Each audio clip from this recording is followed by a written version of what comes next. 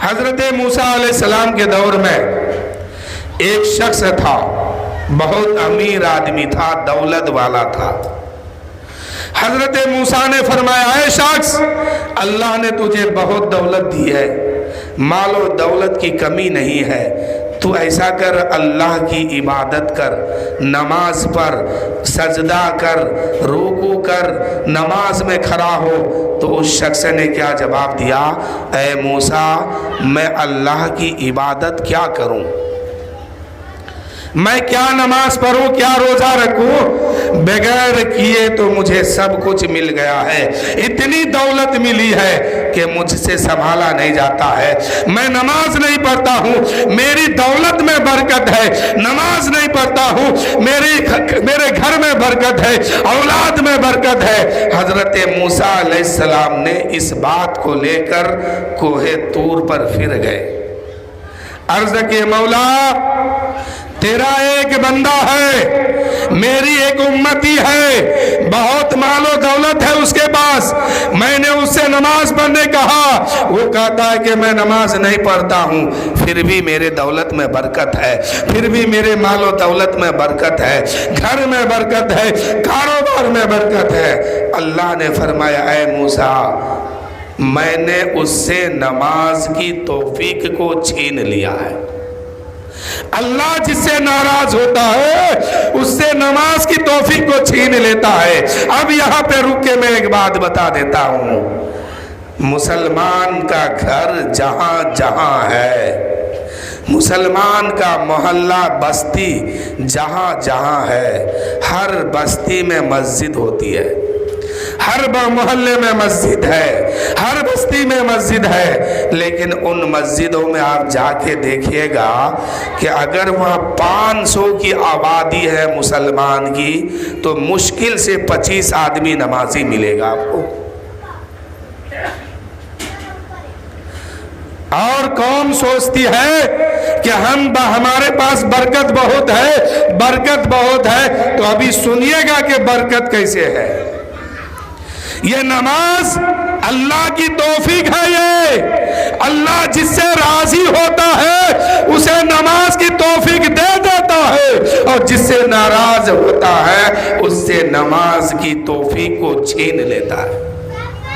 آپ دیکھے ہوں گے سماج میں بہت سارے لوگ ہیں جو نمازی ہے، نماز پڑھ رہا، اور کچھ دن کے بعد ایسا ہوا کہ نماز چھوڑ دیا۔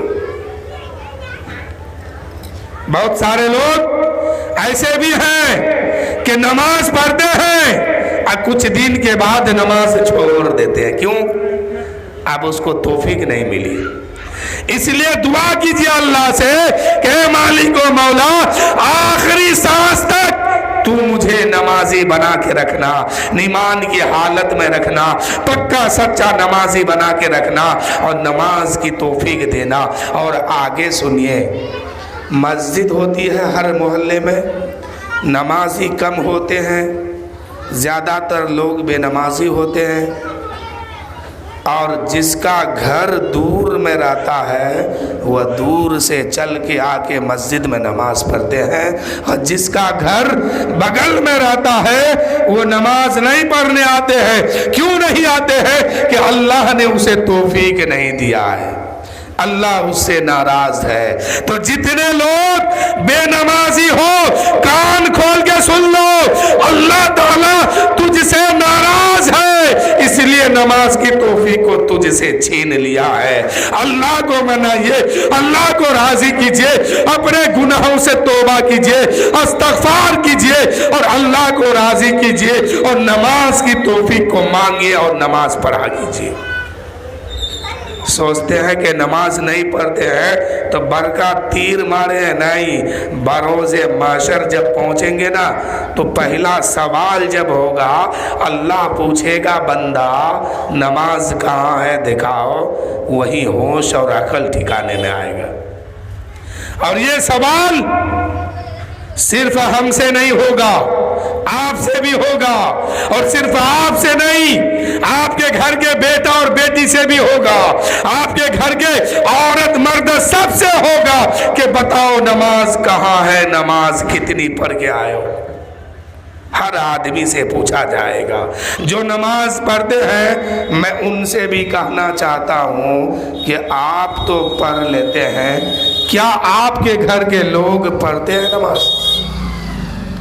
اگر پڑھتے ہیں تو ٹھیک ہے، اور نہیں پڑھتے ہیں تو کیا آپ کے اندر طاقت ہے کہ بروز محشر جب اللہ سوال کرے گا، اللہ پوچھے گا، تو کیا تم اپنے بیٹے کو وہاں بچا سکتے ہو، اپنی بیٹی کو بچا سکتے ہو، اپنے گھر کے لوگوں کو بچا سکتے ہو؟ نہیں، اللہ کے رسول فرماتے ہیں جب اللہ کی عدالت ہوگی، بندہ کھڑا ہوگا اللہ کی بارگاہ میں، اگر دایاں پیر اس کا آگے ہے، بایاں پیر اس کا پیچھے ہے، تو بندے کے اندر اتنی بھی ہمت اور جرت نہیں ہوگی کہ وہ اللہ کے سامنے دونوں پیر کو اکٹھا کر سکے، برابر کر سکے۔ یہ ہے اللہ کی عدالت۔ اللہ کے رسول فرماتے ہیں اگر بندہ سیدھا دیکھ رہا ہے تو نظر مڑ کے دیکھنے کی بھی ہمت نہیں ہوگی وہاں پر۔ اور آج آپ نماز پڑھتے ہیں، اب مجھے تو لگتا ہے کہ اکثر نمازیوں کے گھر میں سب کے سب بے نمازی لوگ ہیں، تو آپ کامیاب نہیں ہیں۔ اکثر نمازیوں کے گھر میں گھر کے لوگ بے نمازی ہیں، اس گھر میں جتنے بچے ہیں بوڑھے ہیں سب کے سب بے نمازی رہتے ہیں۔ لیکن میرے دوستو، اگر اپنے گھر والوں کو جنت میں لے کے جانا ہے تو پھر اس پر سختی کرو اور اسے نماز پڑھنے کی سختی کرو اور اس کو نماز میں کھڑا کرو، اسی لیے کہ مرنا سب کو ہے، قیامت کے دن سب کو کھڑا ہونا ہے، حساب کتاب سب سے ہونے والا ہے، کوئی وہاں بچ نہیں پائے گا۔ بچے گا وہی جو فرائض کا انجام دے کے جائے گا، نماز پوری پڑھ کے جائے گا۔ بہرحال میں بتا رہا تھا کہ موسیٰ علیہ السلام نے کہا مولا یہ کہتا ہے کہ میں نماز نہیں پڑھتا ہوں پھر بھی میری دولت میں برکت ہے، یہ کیسے؟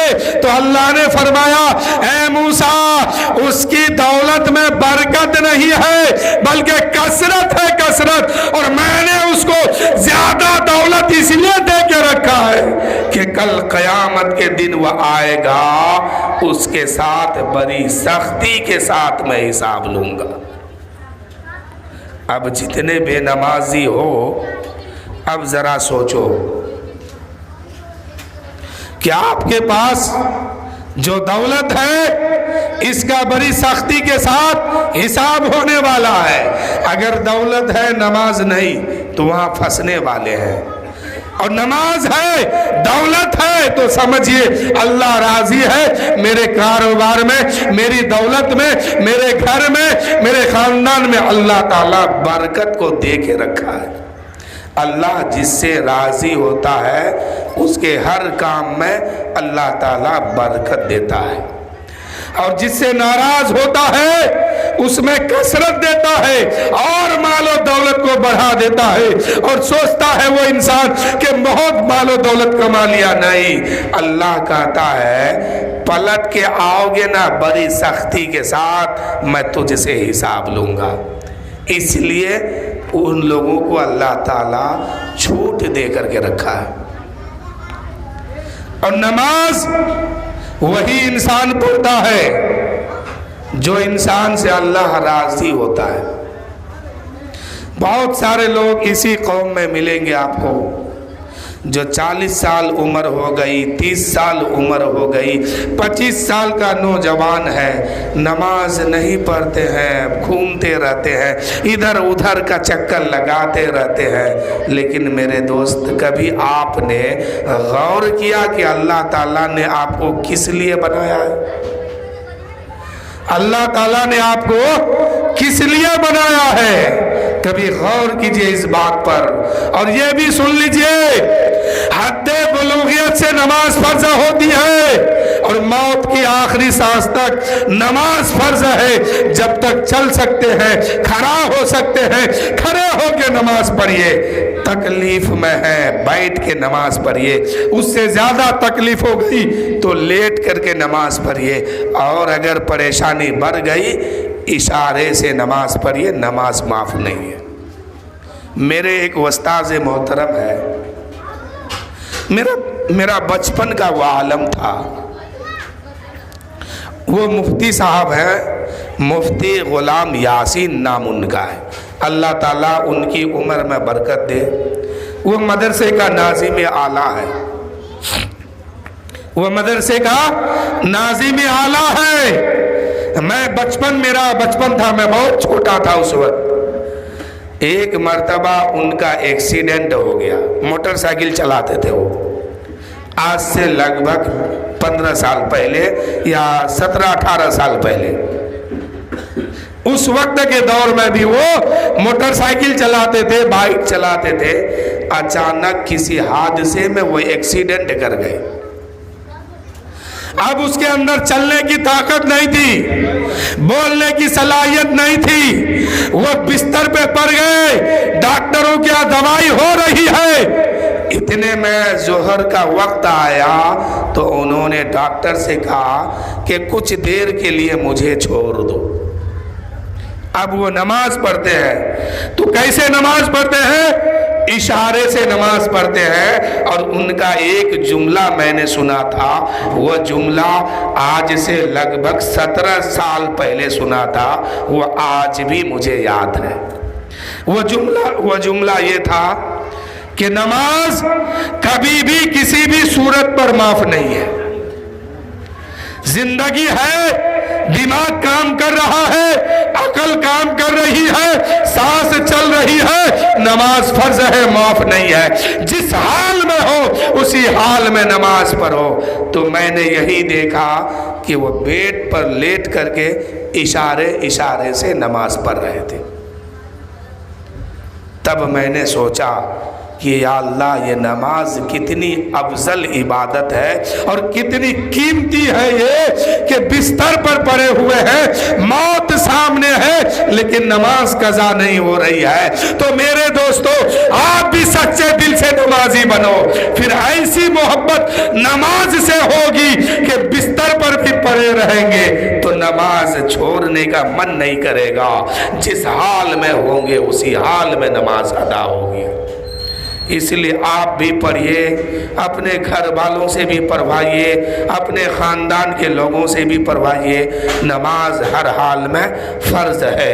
اللہ کہتا ہے کہ میں جس سے راضی ہوتا ہوں اس کو نماز کی توفیق دے دیتا ہوں, اور جس سے ناراض ہوتا ہوں اس کو نماز کی توفیق نہیں دیتا ہوں. تو جو لوگ نماز نہیں پڑھتے ہیں وہ خود فیصلہ کرے اپنے آپ پر کہ اللہ تعالی مجھ سے راضی ہے کہ ناراض ہے, اللہ خوش ہے کہ ناراض ہے. اللہ و رسول کو راضی کرنے کا یہی طریقہ ہے کہ آپ کثرت سے نماز پڑھیے, 5 وقتہ نماز پڑھیے, نوافل پڑھیے, اور سجدے میں جائیے, نفل